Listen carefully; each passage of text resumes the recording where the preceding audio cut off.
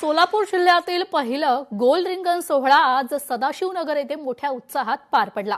संतश्रेष्ठ ज्ञानेश्वर महाराजांच्या पालखीतील मानाचे अश्व मैदानात उतरले आणि वर्तुळाकार वेगाने धावत रिंगण पूर्ण केलंय। त्याचा आढावा घेतला आमचे प्रतिनिधी वसमत तारे। पाहू।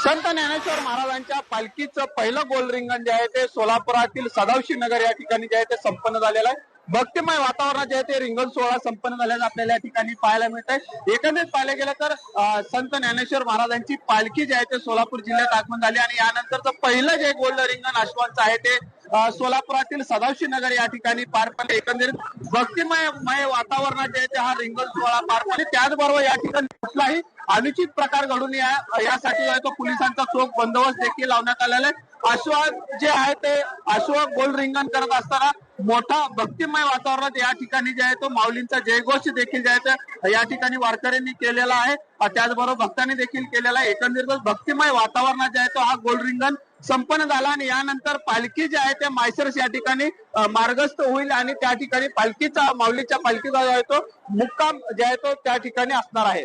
वसीम अत्तार, लोकशाही न्यूज, सदाशिवनगर।